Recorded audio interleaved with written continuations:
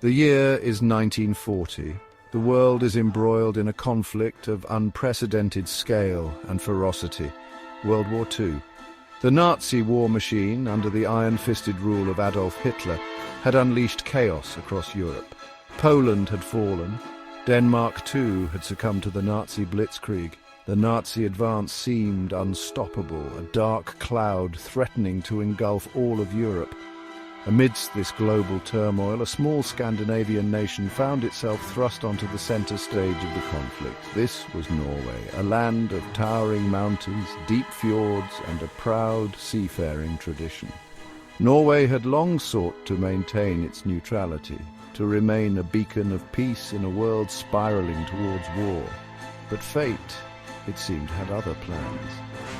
The Norwegian people, known for their resilience and love for their rugged land, would soon face the full might of the German war machine. Their fight, though seemingly insignificant against the backdrop of a world war, would become a testament to the human spirit's indomitable will to resist tyranny.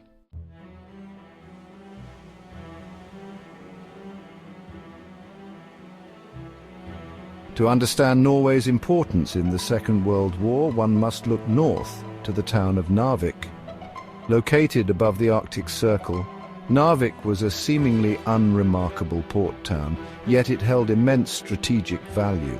It was a vital link in a chain that supplied Germany with a critical resource for its war effort: iron ore. The iron mines of Sweden, rich in high-grade ore, were a lifeline for Germany's industrial heartland. During the winter months, when the Baltic Sea froze over, Narvik became the only viable route for transporting this vital resource. Swedish iron ore flowed through Narvik's ice-free harbour, loaded onto German ships and transported south to fuel the Nazi war machine. Both the Allies and the Germans recognized Narvik's strategic significance. For the Allies, capturing Narvik would cripple Germany's wartime production, dealing a significant blow to their ability to wage war.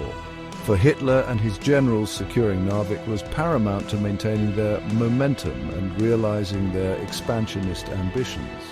Control of Narvik, therefore, became a key objective for both sides, turning this remote Arctic town into a pivotal battleground in the larger conflict.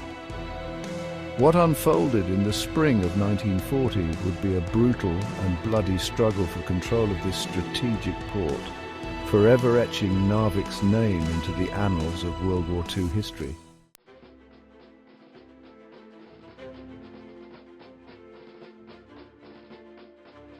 Following the invasion of Poland in September 1939, a period of relative calm settled over Western Europe. Dubbed the Phony War, this period was marked by a lack of major military operations, as both sides prepared for the inevitable clash. However, the deceptive lull was shattered in April 1940 when Hitler unleashed his forces in a daring move to seize control of Denmark and Norway. Operation Weserübung, as the invasion was codenamed, was a testament to German military planning and audacity. It involved a simultaneous attack on multiple strategic points along the Norwegian coast, including Narvik, Trondheim, Bergen and Oslo. The German strategy relied on surprise and swift execution, aiming to overwhelm the Norwegian defences before the Allies could react. The German invasion force consisted of warships, paratroopers and ground troops, demonstrating the full range of their military capabilities. They faced a Norwegian military that was ill-prepared for an assault of this magnitude. Outnumbered and outgunned, the Norwegians fought bravely, but their resistance was quickly overrun by the German blitzkrieg. The invasion of Norway marked a turning point in the war, shattering the illusion of peace and signaling Hitler's willingness to expand the conflict into Scandinavia. It also exposed the strategic importance of Norway and its surrounding waters, setting the stage for a prolonged struggle for control of this vital region.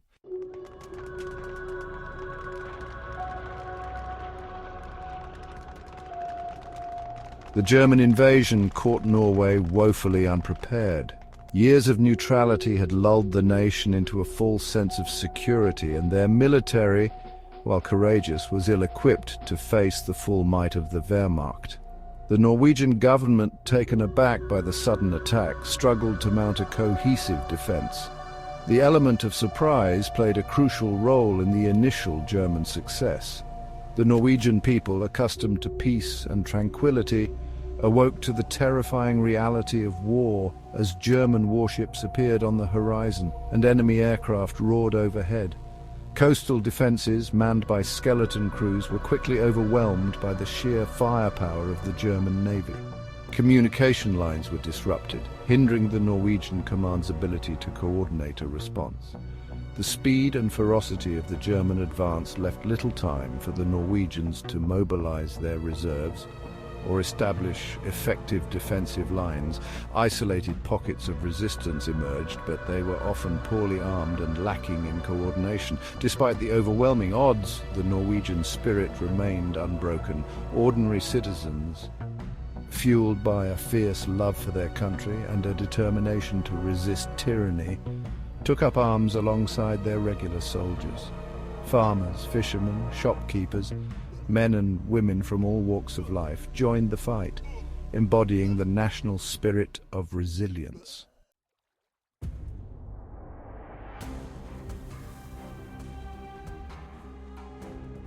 The morning of April 9th, 1940, dawned cold and clear over Narvik. The stillness of the Arctic air was shattered by the ominous drone of approaching aircraft. German bombers, their sinister black crosses stark against the pale sky, appeared on the horizon, heralding the storm that was about to break over the peaceful town. The Luftwaffe, Germany's formidable air force, wasted no time in unleashing its deadly payload. Bombs rained down on Narvik's harbour, targeting the port facilities and the Norwegian naval vessels docked there. Explosions rocked the town, sending plumes of smoke and debris billowing into the sky. As the aerial bombardment intensified, German warships, led by the heavy cruiser Admiral Hipper, entered the fjord. Their guns, far superior to anything the Norwegians possessed, opened fire on the shore defences, pounding the Norwegian positions with relentless accuracy. The German attack, swift and brutal, took the defenders of Narvik completely by surprise.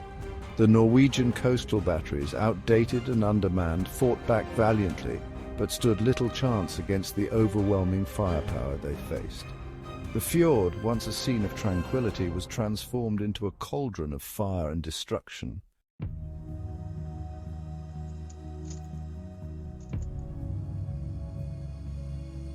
Amidst the chaos and carnage unfolding in Narvik, a young Norwegian soldier named Lars Hansen found himself thrust into the heart of the battle. A 23-year-old infantryman from the nearby town of Tromsø, Lars was a quiet and unassuming young man, deeply attached to his family and the rugged beauty of his homeland. I never imagined I would face the horrors of war on my own doorstep. Like most of my countrymen, I hoped that Norway's neutrality would be respected, that the conflict engulfing Europe would somehow pass us by. But the thunder of German artillery fire and the sight of enemy aircraft circling overhead shattered any illusions of peace. Duty called, and Lars, along with his fellow soldiers, scrambled to their defensive positions, determined to defend their homeland against the invaders. Armed with outdated rifles and fueled by a potent mix of fear and patriotism, they prepared to face the onslaught of the Nazi war machine. The idyllic world they had known just hours earlier was gone, replaced by the harsh realities of war where survival was uncertain and every moment could be their last.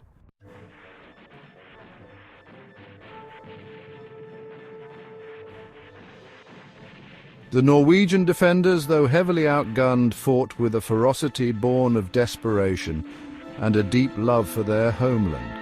Positioned in hastily dug trenches and behind whatever cover the rugged terrain provided, they poured fire on the advancing German troops. The fjords, normally serene waterways reflecting the majesty of the surrounding mountains, echoed with the deafening roar of artillery and the staccato bursts of machine gun fire. The air grew thick with the acrid smell of cordite and the stench of death. My heart pounded in my chest as I found myself caught in a whirlwind of chaos and violence. Taking cover behind a rocky outcrop, I aimed my rifle at the shadowy figures of German soldiers advancing through the smoke-filled landscape, their faces contorted in grim determination. Each time I squeezed the trigger, sending a precious bullet towards the enemy, a silent prayer escaped my lips, a prayer for my own survival and for the strength to repel the invaders from my beloved Norway. He knew the odds were stacked against them, but the thought of surrender never crossed his mind.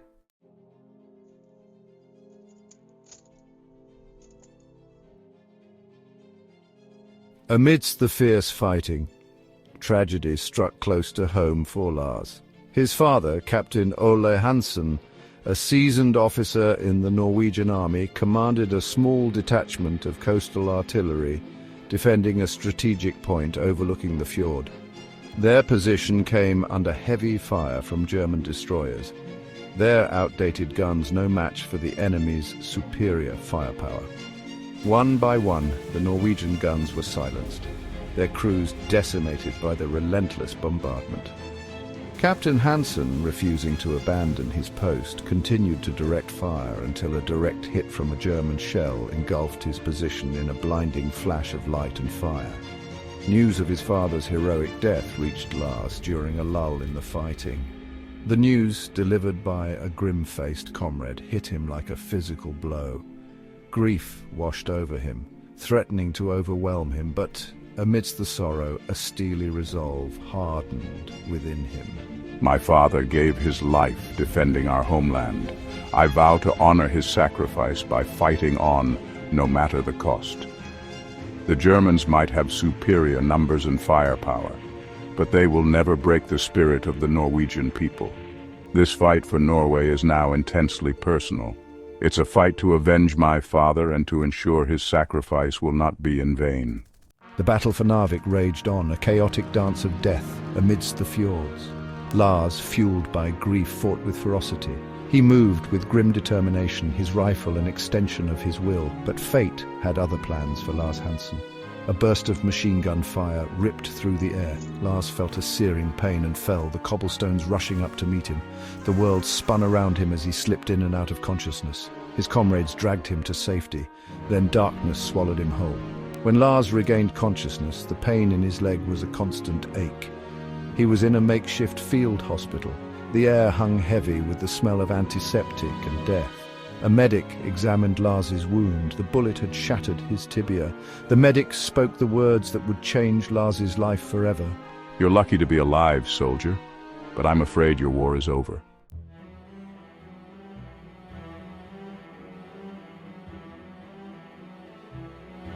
The field hospital, overwhelmed by casualties from both sides, quickly fell into German hands. Lars, his leg heavily bandaged, was now a prisoner of war. The realization hit him like a ton of bricks, stripping away any remaining hope of rejoining his comrades, of avenging his father, of fighting for his country's freedom. He was herded onto a truck with other wounded prisoners, their faces reflecting a mixture of pain, fear and resignation.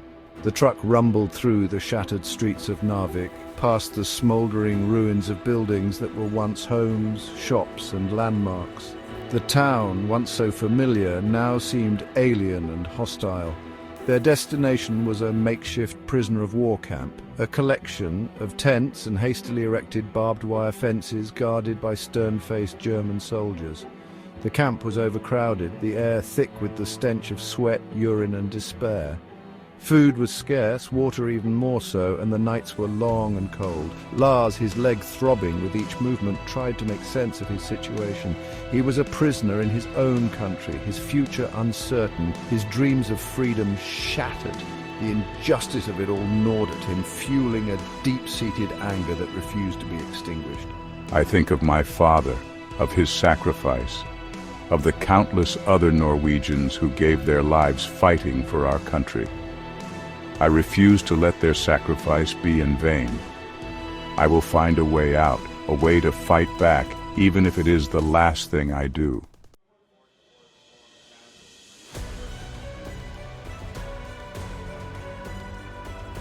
Section 3.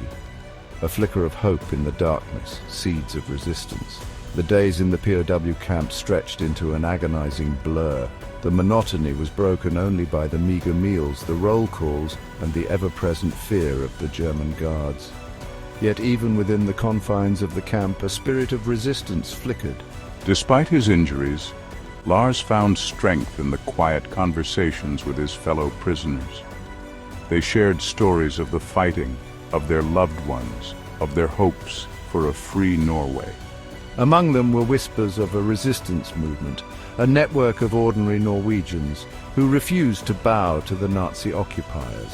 One name kept surfacing in their conversations: Bjorn Hansen, a local farmer and a veteran of the Great War. Bjorn, they said, was organizing a network of resistance fighters in the mountains surrounding Narvik, using his knowledge of the terrain to evade the German patrols. The stories of Bjorn and his band of resistance fighters gave Lars a glimmer of hope. He might be a prisoner, but he could still fight back. He could use his knowledge of the area, his military training, to join the resistance. The thought, once a distant flicker, began to burn brighter within him, fueling a renewed sense of purpose. He just had to find a way to escape.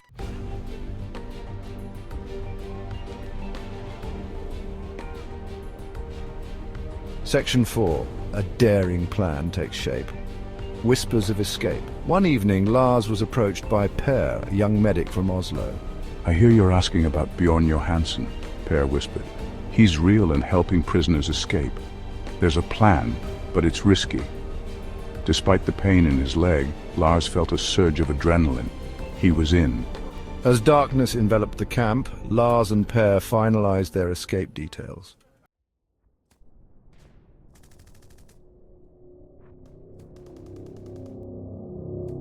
Section 1. Under the cloak of darkness, a desperate dash for freedom.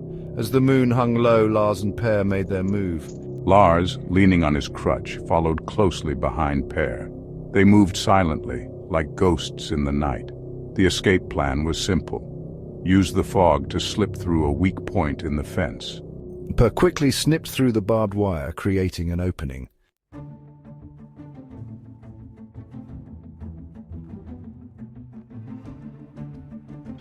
Through mountains and moonlight, the perilous flight to freedom began. We pushed ourselves to our limits, fueled by adrenaline and hope. Per set a grueling pace, guiding them through narrow trails. We had to reach the tree line before dawn. As they climbed, the air grew thinner, the temperature dropped, the wind howled, chilling them to the bone.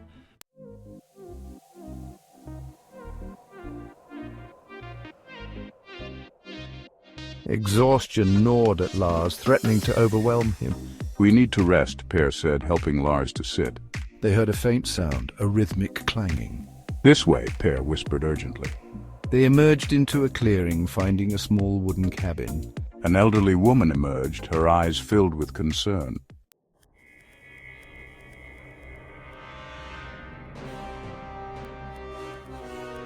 "Who's out there?" the woman asked. Per stepped forward, hands raised. "We mean you no harm." The woman studied them, then gestured for them to enter. "Come in. You look like you could use a warm fire." Inside it was warm and dimly lit. The woman, Astrid, offered them food and rest. We told Astrid our story, and she promised to get word to Bjorn Hansen.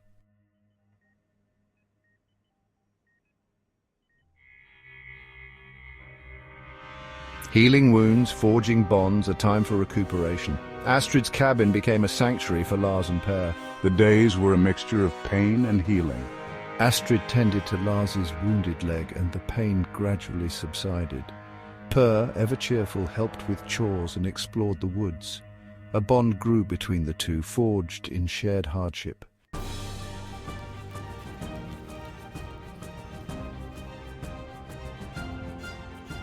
Echoes of war, whispers of rebellion, news from the outside. Astrid was well informed about the events beyond their valley. "The fighting in Narvik has been fierce." The news filled Lars with despair, but also hope. "Bjorn Hansen knows of your presence and will make contact."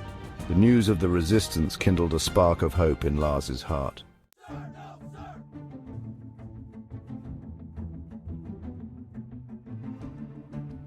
a crash course in resistance training for the fight ahead. Lars, determined to be ready, trained with Per and Astrid. We need to be ready. They practice marksmanship and learn the art of camouflage. Blend in with the forest, become one with it. The training was grueling, but Lars felt his strength returning.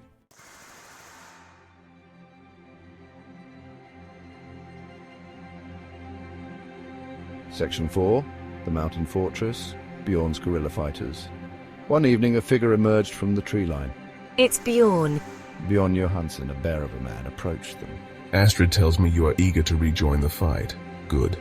Bjorn's arrival marked a new chapter in Lars's journey, joining the resistance fighters.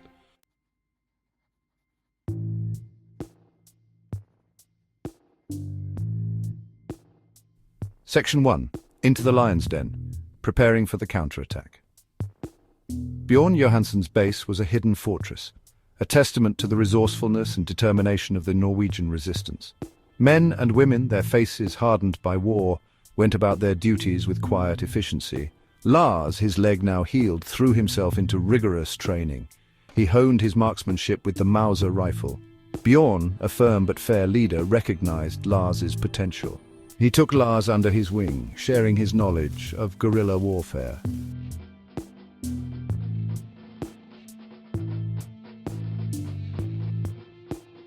Section 2.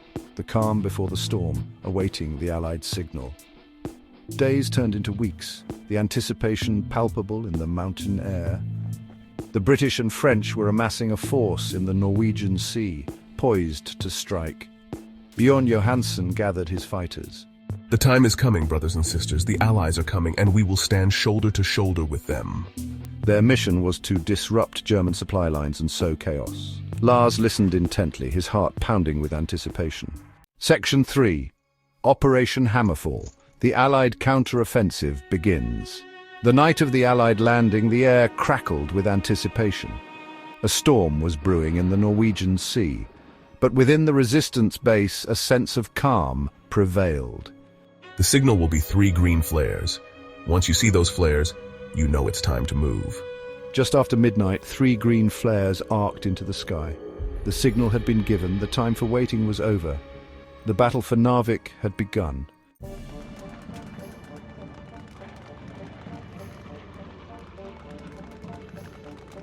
Section 4. A unified force. Norwegians and Allies fight side by side. The storm, far from hindering the Allied advance, provided a cloak of concealment for their ships as they navigated the treacherous fjords towards Narvik. The German defenders, their defences weakened by weeks of relentless harassment by the resistance, were caught off guard by the ferocity of the Allied assault. British and French warships unleashed a thunderous bombardment, their guns pounding German coastal defences, their shells illuminating the night sky with fiery explosions. Waves of landing craft carrying thousands of British, French, Polish and Norwegian troops surged towards the beaches, braving a hail of machine gun fire and artillery shells. Lars and his comrades from the resistance, their knowledge of the local terrain proving invaluable, guided the Allied troops through the darkness, leading them along hidden paths and flanking maneuvers that bypassed heavily defended German positions. They were a mismatched but effective force, seasoned Norwegian soldiers who had survived the initial German onslaught, young recruits eager to prove their mettle, and grizzled veterans of the Great War, their faces etched with the memories of past battles. They fought side by side with their British and French allies, their different languages and uniforms no barrier to their shared goal, the liberation of Narvik and the defeat of the Nazi invaders. The battle raged for days, a brutal and chaotic struggle for every street, every building, every inch of ground.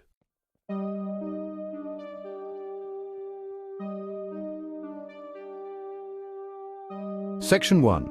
A Pyrrhic victory, the high cost of freedom. The recapture of Narvik was a hard-fought victory, a testament to the courage and tenacity of the Allied forces and their Norwegian comrades. The streets of Narvik, once bustling with life, were transformed into a desolate wasteland, littered with the debris of war and the bodies of the fallen. I saw friends and comrades fall, their lives cut short by sniper fire, artillery bombardments, or the cold steel of hand-to-hand combat. The victory, when it finally came, was bittersweet. The Allied flags raised over the town's shattered buildings fluttered triumphantly in the wind, a symbol of hope amidst the devastation.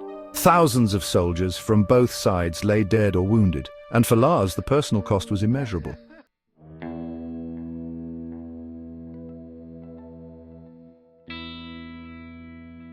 Section 2, The Legacy of Narvik, a testament to courage and resilience. The Battle of Narvik, though an Allied victory, was a mere footnote in the larger narrative of World War II. The strategic importance of the port, so fiercely contested, faded as the war spread to other fronts. Within months, the Germans would launch a lightning offensive that would overrun much of Western Europe. Norway, despite the valiant resistance of its people, would fall under Nazi occupation for the duration of the war. Yet the legacy of Narvik and of the countless acts of courage and sacrifice would endure. The battle served as a powerful symbol of Norwegian resistance, a beacon of hope in the darkest of times.